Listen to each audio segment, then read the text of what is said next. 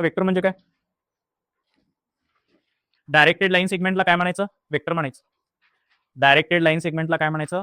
Vector. दोन डॉटला connect करणारी line त्याला सेगमेंट म्हणायचं. पण त्या सेगमेंटला डायरेक्शन पण दिला असेल, त्या सेगमेंटचं आपल्याला डायरेक्शन पण माहिती असेल, तर त्याला डायरेक्टेड लाईन सेगमेंट म्हणायचं. तर डायरेक्टेड सेगमेंटला वेक्टर म्हणायचं. कुणाला वेक्टर म्हणायचं? डायरेक्टेड सेगमेंटला. हे बघा, vector is represented by directed line segment. Directed line segment अशी असते. कुठे असते डायरेक्टेड लाईन सेगमेंट? आपल्या ग्राफवरती, 2D प्लेनवरती किंवा 3D स्पेसमध्ये ती डायरेक्टेड लाईन सेगमेंटला आपण स्टडी करणार आहे. बरोबर का? या डायरेक्टेड लाईन सेगमेंटचा काय काय माहिती असायला पाहिजे आपल्याला? याची लेंथ पण माहिती असायला पाहिजे. इथून इथपर्यंतची लेंथ पण माहिती असायला पाहिजे. त्याला मॅग्निट्यूड ऑफ वेक्टर म्हणतो. काय म्हणतो त्याला? Magnitude of vector. आणि त्याचा डायरेक्शन पण माहिती असायला पाहिजे. याचा डायरेक्शन पण माहिती पाहिजे, ह्याची लेंथ पण माहिती पाहिजे. बरोबर का? या पॉइंटला ए म्हणलं, याला जर बी म्हणलं, तर हा असतो इनिशियल पॉइंट, हा असतो टर्मिनल पॉइंट. आणि या वेक्टरचं नाव आता होतो ए बी बार. त्याचं नाव काय असणार आहे? A B bar. Vector A B किंवा ह्याला वेक्टर ए बी असं म्हणू शकतो. याची जी लेंथ असणार आहे त्याला आपण मॅग्निट्यूड ऑफ ए बी असं लिहितो. किती असते मॅग्निट्यूड? ए बेटा, मॅग्निट्यूड कशी कॅल्क्युलेट करायची? कुठल्याही वेक्टरची मॅग्निट्यूड कशी कॅल्क्युलेट करायची? काल बघितलं पण आपण. ते पुढे सांगतो, परत पुढे येते, आता इथं नाही आहे. ठीक आहे. पण magnitude of A B bar. ठीक आहे. Magnitude of A B bar म्हणजे काय? या डायरेक्टेड लाईन सेगमेंटची लेंथ. टाइप्स ऑफ वेक्टर बघितलो. ज्या वेक्टरची लेंथ 0 आहे, जो डॉट आहे त्याला 0 वेक्टर म्हणायचं. डॉट आहे त्याला लेंथ नाही आहे, त्याला म्हणायचं 0 वेक्टर. मॅग्निट्यूड 0 वेक्टर म्हणायचं. युनिट वेक्टर म्हणजे काय? वेक्टरची लेंथ 1 युनिट आहे, त्याला म्हणायचं युनिट वेक्टर. को इनिशियल वेक्टर म्हणजे काय? दोन वेक्टर सेम इनिशियल पॉईंट पासून स्टार्ट होते. हा ए बी वेक्टर आहे आणि हा एसी वेक्टर आहे. बरोबर. दोन वेक्टर एकाच पॉईंट पासून स्टार्ट होत असेल तर त्याला म्हणायचं को इनिशियल वेक्टर. दोन वेक्टर एकाच पॉईंट पाशी एंड होत असतील तर त्याला म्हणायचं को टर्मिनस वेक्टर. त्याला काय म्हणायचं? को टर्मिनस वेक्टर. इक्वल वेक्टर म्हणजे काय? दोन वेक्टरची लेंथ पण सेम आहे, डायरेक्शन पण सेम आहे, त्याला म्हणायचं इक्वल वेक्टर. येते का लक्षात? दोन वेक्टरची लेंथ पण सेम आहे, डायरेक्शन पण सेम आहे. हा वेक्टर ए बार आहे आणि हा वेक्टर बी बार आहे. दोघांची लेंथ पण सेम आहे, डायरेक्शन पण सेम आहे, त्याला म्हणायचं इक्वल वेक्टर. निगेटिव्ह वेक्टर म्हणजे काय? एक वेक्टर असा आहे ए बार आणि एवढ्याच मॅग्निट्यूडचा अपोजिट डायरेक्शन मध्ये असलेला वेक्टर, त्याला म्हणायचं निगेटिव्ह वेक्टर. याचा निगेटिव्ह हाय किंवा ह्याला शॉर्ट मध्ये असं पण लिहू शकतो. कसं लिहू शकतो याला?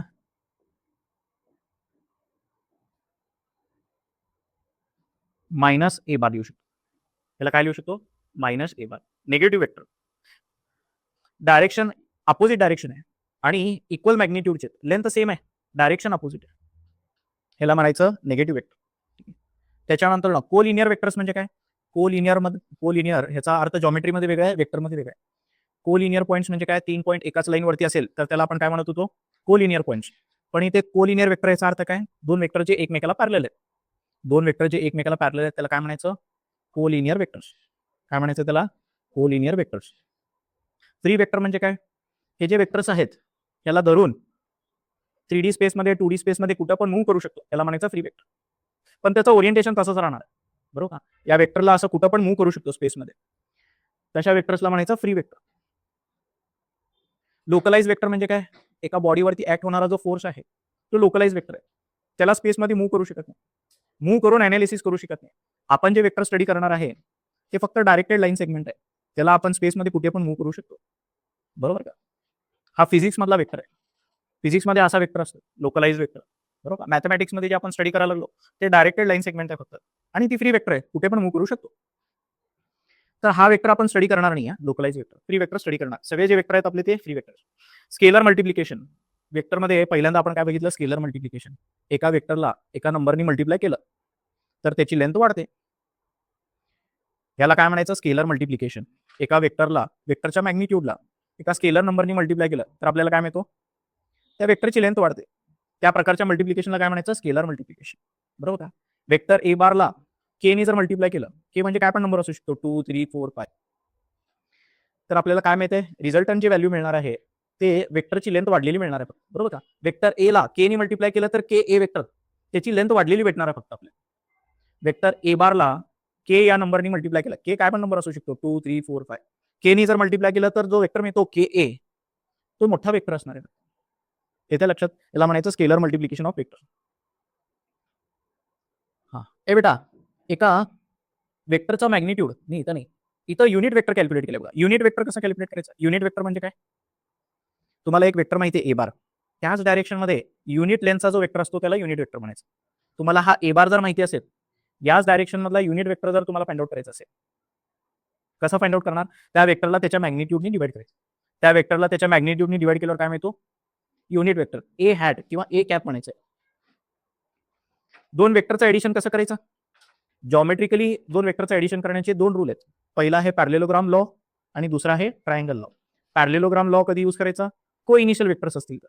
एक वेक्टर असा आहे, एक वेक्टर असा आहे, दोघांची सुरुवात एकाच पॉईंट पाशी व्हायला लागली, तर त्यांच्या एडिशनला रिप्रेझेंट करणारा जो वेक्टर आहे तो कसा असणार आहे? हे बघा, याला पॅरलल वेक्टर ड्रॉ करायची इमॅजिनरी, याला पॅरलल वेक्टर ड्रॉ करायची, एक पॅरलेलोग्राम तयार होतो.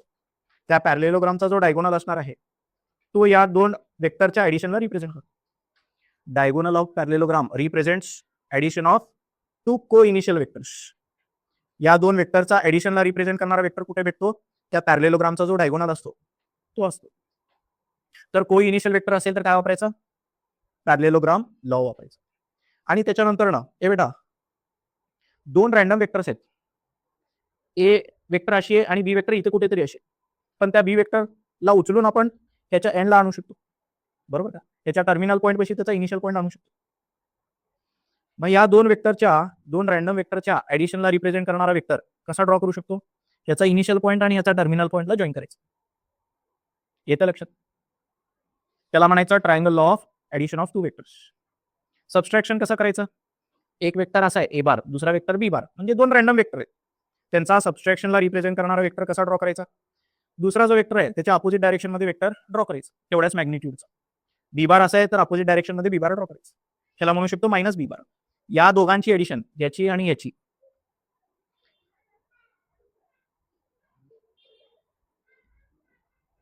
हे काय प्रकार झाला?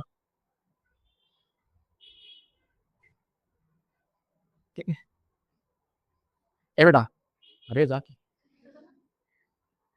हा ए बार हा बी बार, त्याच्या अपोजिट डायरेक्शन मध्ये दुसरा वेक्टर आपण ड्रॉ केला, बरोबर का? मायनस बी बार झाला. इनिशियल पॉईंट आणि टर्मिनल पॉईंटला जॉईन करणारी vector a bar minus b bar देणार आहे. येते का लक्षात? त्याच्यानंतर दोन पेक्षा जास्त असेल तर ट्रायंगल लॉ यूज करायचा नाही. कुठला लॉ यूज करायचा? Polygon law. पहिला वेक्टर, दुसरा वेक्टर, तिसरा वेक्टर, सगळे वेक्टर कसे करायचे? अरेंज कसे करायचे? सगळ्या वेक्टरला स्पेसमध्ये कुठे पण येतात असे वेक्टर्स. त्यांना काय केलेलं आहे? फक्त त्या वेक्टरला बी बार इकडे होता त्याला ओढून या ए बारच्या टर्मिनल पॉईंट पाशी आणलेलं. बी बारचा इनिशियल पॉईंट कुठे आणलाय? ए बारच्या टर्मिनल पॉईंट पाशी आणलं. सी बारचा इनिशियल पॉईंट बी बारच्या टर्मिनल पॉईंट पाशी आणले. जेवढे काय वेक्टर्स आहेत असे अरेंज करून घ्यायचे सिरीजमध्ये, आणि पहिल्याचा इनिशियल पॉईंट आणि शेवटचा टर्मिनल पॉईंटला जॉईन करणारी जी वेक्टर असते ते या सगळ्या वेक्टर्सच्या एडिशनला रिप्रेझेंट करते. काय रिप्रेझेंट करते? सगळ्या वेक्टरच्या एडिशनला रिप्रेझेंट करते. को प्लेनर वेक्टर म्हणजे काय? एका प्लेन मध्ये लाय करणारे वेक्टर्स, त्याला काय म्हणायचं? को प्लेनर वेक्टर्स. एकाच प्लेन मध्ये, एका फ्लॅट सरफेस मध्ये लाय करणारे सगळे वेक्टर्स, सगळे लाईन या जमिनीवरतीच असेल तर त्याला को प्लेनर वेक्टर्स म्हणायचं. को प्लेनर वेक्टर्स मध्ये रिलेशन कसं असणार आहे?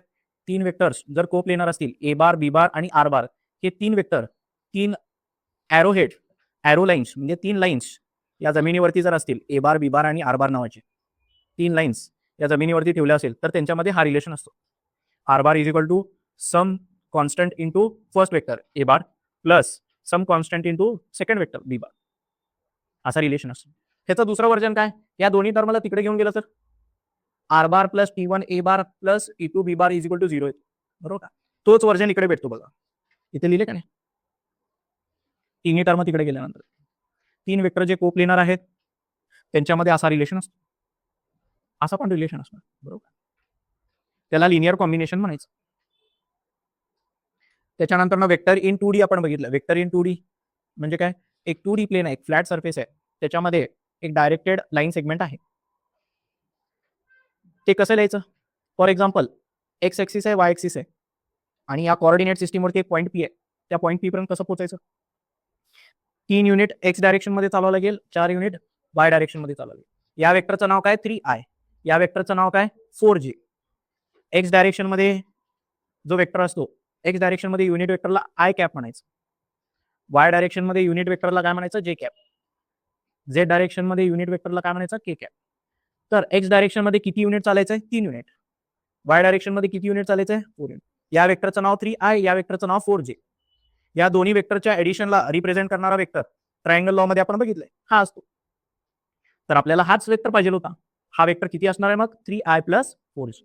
ट्रायंगल लॉ वरून आलं बघा, बरोबर का. जसं 2D साठी होतं तसंच 3D साठी पण. 3D स्पेस मध्ये या रूम मध्ये या पंख्याच्या खाली जर एक पॉईंट असेल, त्या ओरिजिन पासून पंख्यापर्यंतच्या पॉईंट पर्यंतचा जो वेक्टर आहे तो कसा लिहायचा, OP बार. कसा लिहिणार, सम डिस्टन्स इन आय डायरेक्शन, बरोबर का. म्हणजे एक्स एक्सिसच्या डायरेक्शन मध्ये जो डिस्टन्स आहे एक्स आय कॅप, बरोबर का. हा डायरेक्शन आहे, आय कॅप म्हणजे काय, एक्स एक्सिस मधलं डायरेक्शन. एक्स म्हणजे काय, कोई व्हॅल्यू आहे, फक्त नंबर आहे. इथं खरं म्हणलं तर काय असायला पाहिलं होतं, ए I cap b j cap plus c k cap असायला पाहिजे. ठीक आहे, पण टेक्स्टबुक मध्ये असं दिलं म्हणून मी असं दाखवलं. ठीक आहे, एक्स एक्सिसच्या डायरेक्शन मध्ये थोडे पाऊल चालायचे, वाय एक्सिसच्या डायरेक्शन मध्ये थोडे पाऊल चालायचे, झेड डायरेक्शन मध्ये थोडे पाऊल चालायचे. मग तुम्ही त्या पॉईंट पर्यंत पोहोचता. या तिघांची एडिशन केली तर तिथून तिथपर्यंत पोहोचता तुम्ही, ते वेक्टर तुम्हाला मिळते.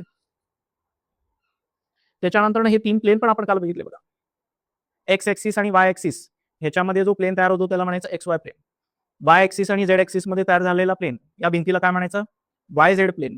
त्या भिंतीला काय म्हणायचं, एक्स एक्सिस आणि झेड एक्सिस मध्ये तयार झालेला प्लेन, त्याला काय म्हणायचं, एक्स झेड प्लेन. या तिन्ही भिंतीपासून त्या पॉईंट पर्यंत डिस्टन्स कसा फाइंड आउट करायचा, हे बेटा, या खालच्या प्लेन पासून पॉईंट पी पर्यंत डिस्टन्स, एक्स वाय प्लेन पासून पॉईंट पी पर्यंत डिस्टन्स किती असतो, मॅग्निट्यूड ऑफ झेड. इथे जे मिसिंग आहे तोच इकडे असतो. एक्स वाय प्लेन पासून पॉईंट पी पर्यंत डिस्टन्स मॉड ऑफ झेड असतो.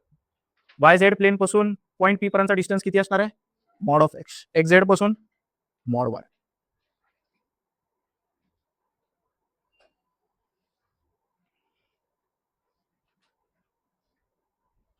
हेच पोझिशन वेक्टर आहे बघा.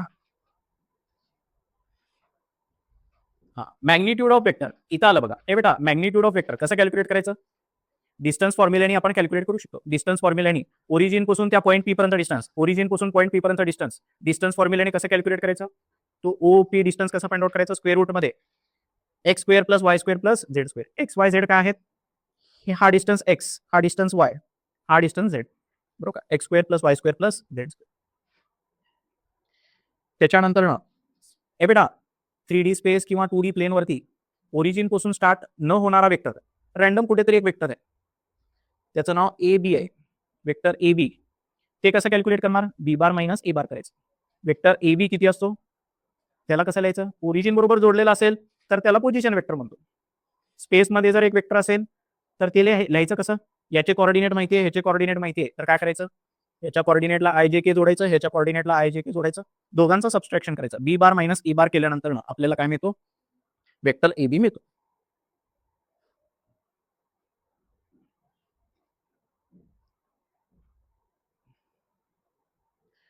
तर पहिला प्रॅक्टिस सेट ह्याच्यावरती डायरेक्टली आपण ना पीवायक्यूज बघूया. मी सगळे पहिला थिअरी सांगतो तुम्हाला. आता पहिला एक्सरसाइजचा, त्याच्यानंतर ना सेक्शन फॉर्म्युला. ए बेटा, हा ओरिजिन आहे, हा काय आहे, ओरिजिन आहे, आणि 3 पॉईंट आहेत, ए आहे, बी आहे आणि एक आर पॉईंट आहे, बरोबर का. 3 को लिनियर पॉईंट्स आहेत. कसे पॉईंट आहेत, को लिनियर. 3 पॉईंट जे आहेत ते एकाच लाईनवरती लाय करतात. तो पॉईंट आर जो आहे तो A B segment A B वरती एका रॅन्डम पोझिशनला आहे. आर जो आहे तो ए बी सेगमेंट वरती रॅन्डम पोझिशनला आहे. ए पासून त्या आर पॉईंट पर्यंत डिस्टन्स किती आहे, एम आहे. बी पासून आर पॉईंट पर्यंत डिस्टन्स किती आहे, एन आहे. तर या पॉईंट आर चा पोझिशन वेक्टर कसं लिहू शकतो, पॉईंट आर चा पोझिशन वेक्टर 10th स्टँडर्ड मध्ये जसं सेक्शन फॉर्म्युला लिहिलो होतो तसंच आहे, तसंच आहे बघा. इकडे कुठे गेलो बाबा, इथे बघा हा फॉर्म्युला. त्या पॉईंट आर चा पोझिशन वेक्टर कसा फाइंड आउट करायचा, r bar is equal to m b bar plus n a bar upon m plus n. 10th standard मध्ये जो सेक्शन फॉर्म्युला होता तोच आहे, बरोबर का. बी बार ए बार हे काय पोझिशन वेक्टर्स आहेत. या ए चा पोझिशन वेक्टर, या बी चा पोझिशन वेक्टर. पोझिशन वेक्टर म्हणजे काय, कोऑर्डिनेट सिस्टीम मध्ये 3D स्पेस मध्ये एक पॉईंट आहे, त्या पॉईंटला ओरिजिन बरोबर जोडलात, ओरिजिन बरोबर जोडलात तर जे वेक्टर मिळते ओपी, फॉर एक्झाम्पल ते पॉईंट ए आहे आणि त्याला ओरिजिन बरोबर जोडलात तर तुम्हाला मिळते पोझिशन वेक्टर ए बार. बरोबर का? Position vector a bar. A बार कशी मिळणार परत? एच डायरेक्शन मध्ये थोडं चालवणार लागणार. 3 unit i cap, 4J cap, 5K cap असं काहीतरी असणार आहे. त्याच्यानंतर ना मिड पॉईंट फॉर्म्युला. ए बेटा 3D स्पेस मध्ये 2 पॉईंट आहेत ए आणि बी, 2 इमॅजिनरी पॉईंट आहेत. ते दोन्ही इमॅजिनरी पॉईंट्सला जॉईन करणारी एक सेगमेंट ए बी. नाही, मिड पॉईंट फॉर्म्युला कुठे? हे वेगळं आहे. हा, मिड पॉईंट फॉर्म्युला लिहिलं डायरेक्टली ते, त्याचा डायग्राम दिलेला नाही. ए बेटा ए पॉईंट एक आहे, ए पॉईंट एक आहे, बी पॉईंट एक आहे. हा ए पॉईंट आहे, हा बी पॉईंट आहे. या दोघांना जॉईन करणारी ही सेगमेंट आहे आणि बरोबर मध्ये पॉईंट आर आहे. तर तो सेक्शन फॉर्म्युला यूज होणार आहे. तो सेक्शन फॉर्म्युला यूज होणार आहे. फक्त हा डिस्टन्स 1 घ्यायचा, हा डिस्टन्स पण 1 घ्यायचा. सेक्शन फॉर्म्युलामध्ये एम आणि एन ची व्हॅल्यू 1 1 टाकलात तर हा मिड पॉईंट फॉर्म्युला मिळतो. हे बघा, एम ची व्हॅल्यू 1, एन ची व्हॅल्यू 1 टाकल्यानंतर ना सेक्शन फॉर्म्युला जो आहे तोच मिड पॉईंट फॉर्म्युलामध्ये कन्वर्ट होतो. या पॉईंट आर चा पोझिशन वेक्टर कसा भेटेल? याचा पोझिशन वेक्टर प्लस याचा पोझिशन वेक्टर डिवायडेड बाय 2 करायचं. Divided by 2. 10 स्टँडर्ड मध्ये जसा मिड पॉईंट फॉर्म्युला होता तसाच.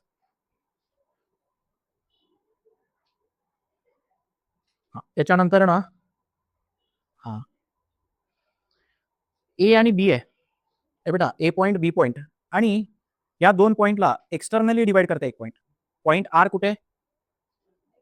ए बी, बीच्या पलीकडे आहे. ए पॉईंट इकडे, बी पॉईंट इकडे, त्याच्या पलीकडे पॉईंट आर. तर ह्याच्यासाठी सेक्शन फॉर्म्युला कसं लिहिणार? फक्त मध्ये मायनस आहे. फक्त मध्ये काय आहे? मायनस आहे. फॉर्म्युला तोच आहे, सेक्शन फॉर्म्युलाचा तोच फॉर्म्युला आहे. एक्सटर्नली डिवाइड करणाऱ्या पॉईंट साठी सेक्शन फॉर्म्युला काय आहे? M b bar minus n a bar. तिथं फक्त प्लस होता, इथं मायनस. खाली पण प्लस होता, इथे मायनस.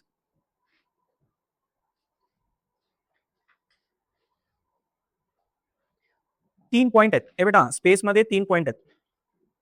या 3 पॉईंटचा एका प्लेनवरतीच 3 पॉईंट आहेत. फॉर एक्झाम्पल एका प्लेनवरती या भिंतीवरतीच 3 पॉईंट आहेत. 3 पॉईंट आहेत ए बी सी. त्या 3 पॉईंटचे पॉईंट ए चा पोझिशन वेक्टर ए बार आहे, पॉईंट बी चा पोझिशन वेक्टर बी बार आहे, पॉईंट सी चा पोझिशन वेक्टर सी बार आहे. असं जर असेल तर या तिन्ही पॉईंटचा सेंट्रॉइड, तिन्ही पॉईंटला जर जॉईन केलं तर एक इमॅजिनरी ट्रायंगल तयार होतो. त्या ट्रायंगलचा सेंट्रॉइड आपण फाइंड आउट करू शकतो. सेंट्रॉइड म्हणजे काय? ट्रायंगलचे तिन्ही मीडियन जिथे इंटरसेक्ट होतात त्याला काय म्हणायचं? त्याला म्हणायचं सेंट्रॉइड. मीडियन म्हणजे काय? या सेगमेंटचा मिड पॉईंट आणि समोरचा व्हर्टेक्स ला जोडणारी लाईन त्याला काय म्हणायचं? मीडियन. ट्रायंगलचे 3 मीडियन असणार आहे. हा मिड पॉईंट आणि व्हर्टेक्स, हा मिड पॉईंट आणि व्हर्टेक्स, हा मिड पॉईंट आणि व्हर्टेक्स. हे तिन्ही मीडियन जिथे इंटरसेक्ट होतात त्याला म्हणायचं सेंट्रॉइड. त्या सेंट्रॉइडचा पोझिशन वेक्टर कसा भेटेल? 10 स्टँडर्ड मध्ये सेंट्रॉइडचा जो फॉर्म्युला होता तोच आहे. तोच फॉर्म्युला आहे. काय फॉर्म्युला आहे?